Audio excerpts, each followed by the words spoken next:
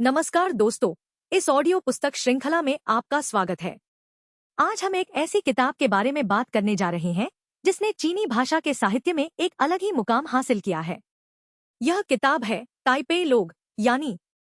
यह किताब महान लेखक बाई शियान्योंग द्वारा लिखी गई है, जो खुद चीन से ताइवान आए प्रवासी थे। यह किताब 1971 में प्रकाशित हुई थी और इसमें 14 छोटी बड़ी कहानियां शामिल हैं। ये सभी कहानियां ताइपेई शहर में बसने वाले उन लोगों के बारे में हैं जो चीन के विभिन्न हिस्सों से आए थे। वे सब अपने साथ अपने अतीत, अपने सपने, अपनी यादें और अपनी पीड़ा लेकर आए थे। इस किताब को पढ़ते हुए ऐसा लगता है मानो हम एक संग्रहालय में घूम रहे हों, जहां हर कहानी एक अलग पेंटिंग की तरह है। हर पेंटिंग में एक चेहरा है, एक कहानी है, एक दर्द है, लेकिन सब में एक समानता है, वह है अपने खोए हुए घर की याद। इस किताब का नाम ताइपेई लोग है, लेकिन असल में यह किताब ताइपेई के लोगों की नहीं बल्कि उन लोगों की कहानी है जो ताइपेई में रहते हुए भी कहीं और के हो गए थे। यह किताब प्रवास की उस पीड़ा को दर्शाती है जो एक पीढ़ी ने झेली थी। चलिए अब हम किताब की पहली कहानी से शुरू करते हैं, जिसका नाम है यानी हमेशा रहने वाली यिन शुएयान। यह कहानी एक बेहद खूबसूरत और रहस्यमयी महिला यिन शुएयान के बारे में है। वह शंघाई की एक प्रसिद्ध महिला थी जो बाद में ताइपेई आ गई। उसकी खूबसूरती और व्यक्तित्व ऐसा था कि वह समय के साथ बूढ़ी नहीं होती थी। वह हमेशा युवा और आकर्षक बनी रहती थी। उसके घर पर हमेशा पार्टियां होती थीं और वहां वही लोग आते थे जो कभी शंघाई के अमीर और प्रभावशाली हुआ करते थे। लेकिन अब वे सब ताइपेई में हैं, अपने पुराने दिनों की यादों में जी रहे हैं। यिन शुएयान इन सब के लिए एक तरह से उस खोए हुए अतीत का प्रतीक है। वह उस शंघाई की याद दिलाती है जो कभी था लेकिन अब नहीं है। उसकी पार्टियों में शराब बहती है, गाने बजते हैं, लेकिन इन सब के पीछे एक गहरी उदासी है। यिन शुएयान खुद भी एक रहस्य है। वह किसी से अपने बारे में ज्यादा नहीं बताती। वह सबको आकर्षित करती है, लेकिन किसी को अपने करीब नहीं आने देती। यह कहानी हमें बताती है कि कैसे प्रवासी अपने साथ अपना अतीत ले आते हैं और वह अतीत उनके वर्तमान को कैसे प्रभावित करता है।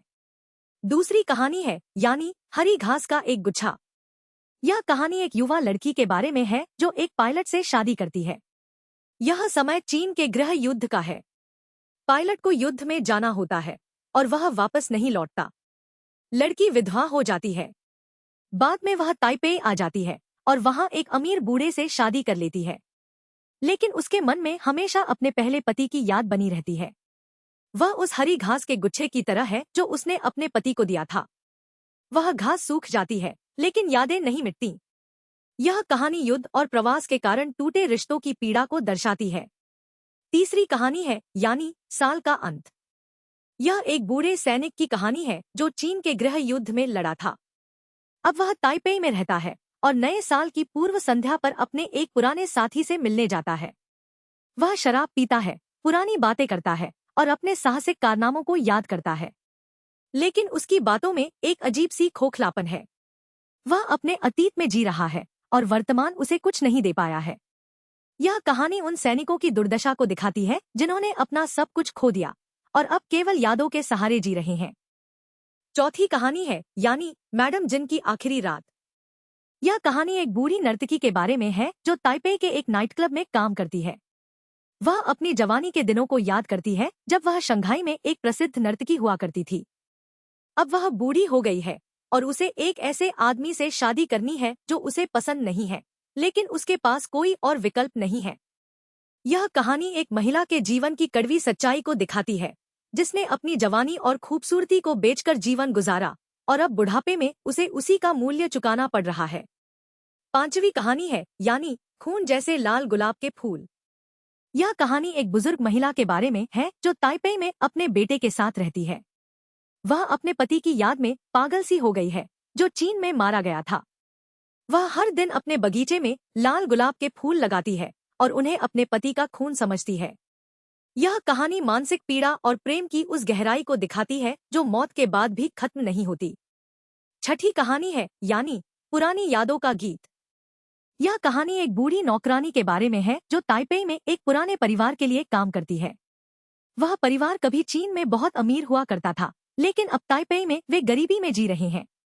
नौकरानी अपने मालिक की यादों को संजोए हुए है और उसे लगता है कि वह समय कभी वापस नहीं आएगा। यह कहानी सामाजिक पतन और वर्ग के बदलाव को दर्शाती है। 7वीं कहानी है यानी लियांगफू का गीत। यह कहानी दो बूढ़े सैनिकों के बारे में है जो चीन की क्रांति में लड़े थे। अब वे ताइपेई में हैं और एक दूसरे से मिलते हैं। वे अपने उस कमांडर को याद करते हैं जो मारा गया था। वे उसकी वीरता और बलिदान की कहानियां सुनाते हैं। यह कहानी उस वफादारी और सम्मान को दिखाती है जो सैनिक अपने नेताओं के प्रति रखते हैं, भले ही वे नेता अब इस दुनिया में न हों। 8वीं कहानी है यानी अकेला प्रेम फूल। यह कहानी एक गायिका के बारे में है जो ताइपेई के एक रेस्तरां में गाती है। वह अपने पुराने प्रेमी को याद करती है जो चीन में रह गया था। वह उसके लिए गाने गाती है लेकिन वह कभी नहीं आता। यह कहानी अकेलेपन और अधूरे प्यार की पीड़ा को दर्शाती है। 9वीं कहानी है यानी हुआक्याओ रोंगजी। यह कहानी एक रेस्तरां के मालिक के बारे में है जो ताइपेई में एक छोटा सा रेस्तरां चलाता है। वह अपने ग्राहकों की कहानियां सुनता है जो सभी प्रवासी हैं। वे सब अपने अपने तरीके से अपने अतीत को याद करते हैं। यह कहानी छोटे छोटे लोगों के जीवन की सच्चाई को दिखाती है जो अपनी रोजमर्रा की जिंदगी में भी अपनी यादों को जीवित रखते हैं। 10वीं कहानी है यानी शरद ऋतु के विचार। यह कहानी एक बूढ़ी महिला के बारे में है जो शरद ऋतु में अपने बगीचे में बैठकर पुरानी यादों में खो जाती है। वह अपने पति को याद करती है जो मर चुका है और अपने बच्चों को जो दूर चले गए हैं। यह कहानी उम्र के साथ आने वाले अकेलेपन और यादों की गहराई को दर्शाती है। 11वीं कहानी है यानी आसमान में चमकते तारे। यह कहानी एक युवक के बारे में है जो ताइपेई में एक फिल्म स्टार बनना चाहता है। वह शहर की चकाचौंध में खो जाता है लेकिन अंत में उसे पता चलता है कि सच्ची खुशी बाहर नहीं बल्कि अंदर है। यह कहानी युवा पीढ़ी के सपनों और उनकी टूटन को दिखाती है। 12वीं कहानी है यानी बगीचे में चौंकाने वाला सपना। यह कहानी एक अमीर महिला के बारे में है जो ताइपेई में एक पार्टी में जाती है। वहां उसे अपने पुराने प्रेमी की याद आती है और वह एक सपने में खो जाती है। यह कहानी सपनों और हकीकत के बीच के अंतर को दिखाती है। 13वीं कहानी है यानी सर्दियों की रात। यह कहानी दो पुराने दोस्तों के बारे में है जो सर्दियों की एक रात मिलते हैं। वे अपने जीवन की बातें करते हैं और उन्हें एहसास होता है कि उनके सपने कितने बदल गए हैं। यह कहानी समय के बीतने और सपनों के टूटने की पीड़ा को दर्शाती है। 14वीं और आखिरी कहानी है यानी राष्ट्रीय अंतिम संस्कार। यह कहानी एक बूढ़े सेनापति के अंतिम संस्कार के बारे में है। उसके पुराने सैनिक और दोस्त इकट्ठा होते हैं और वे उसकी वीरता की कहानियां सुनाते हैं, लेकिन अंत में उन्हें एहसास होता है कि वह समय अब हमेशा के लिए चला गया है। यह कहानी मृत्यु और शोक के माध्यम से एक पूरे युग के अंत को दर्शाती है। इस किताब की सबसे खास बात यह है कि इसमें हर कहानी एक अलग दृष्टिकोण से प्रवास की पीड़ा को दिखाती है। कोई कहानी एक अमीर महिला की है तो कोई एक गरीब नौकरानी की, कोई एक बूढ़े सैनिक की है तो कोई एक जवान गायिका की, लेकिन सब में एक बात समान है, वह है अपने खोए हुए घर की याद और उस अतीत को फिर से जीने की चाहत। बाई शियान्योंग ने अपनी भाषा में बहुत सुंदरता और गहराई भरी है। वे पुराने चीनी साहित्य की शैली का उपयोग करते हैं लेकिन साथ ही आधुनिक भावनाओं को भी व्यक्त करते हैं। उनकी भाषा में एक संगीतमयता है जो पाठक को बांध लेती है। हर वाक्य में एक अद्भुत सुंदरता है और हर दृश्य में एक गहरी भावना है। यह किताब केवल प्रवास की कहानी नहीं है बल्कि यह समय के बीतने, सपनों के टूटने और मानवीय रिश्तों की नाजुकता की कहानी है। यह हमें बताती है कि हम सब अपने अपने तरीके से प्रवासी हैं। हम सब अपने अतीत को अपने साथ लेकर चलते हैं और वह अतीत हमारे वर्तमान को आकार देता है। हम सब उन यादों से जुड़े हैं जो कभी मिटती नहीं और वे यादें ही हमारी पहचान है। इस किताब की सबसे मार्मिक बात यह है कि इसमें कोई खुश अंत नहीं है। हर कहानी का अंत या तो दुखद है या फिर अनिश्चित, लेकिन यही इस किताब की सच्चाई है। जीवन में हमेशा खुश अंत नहीं होते। कभी कभी हमें अपने नुकसान और पीड़ा के साथ जीना सीखना होता है और यह किताब हमें वह सीख देती है। आज की इस विस्तृत चर्चा में हमने इस किताब की हर कहानी को छुआ है, लेकिन इन कहानियों की गहराई और सुंदरता को शब्दों में बयां करना मुश्किल है। यह एक ऐसी किताब है जिसे बार बार पढ़ा जाना चाहिए और हर बार पढ़ने पर इसमें कुछ नया मिलेगा। यह उन किताबों में से है जो समय के साथ और भी अधिक प्रासंगिक हो जाती है।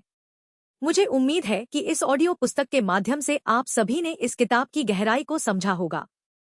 यह किताब सिर्फ एक साहित्यिक कृति नहीं है, बल्कि यह एक इतिहास है, एक संस्कृति है और एक पीढ़ी की आवाज है। अगर आपने यह किताब नहीं पढ़ी है, तो मैं आपको इसे पढ़ने की सलाह दूंगा। और अगर आपने पढ़ी है, तो इसे फिर से पढ़ें और इसकी सुंदरता को फिर से महसूस करें। इसी के साथ हम आज की इस चर्चा को समाप्त करते हैं।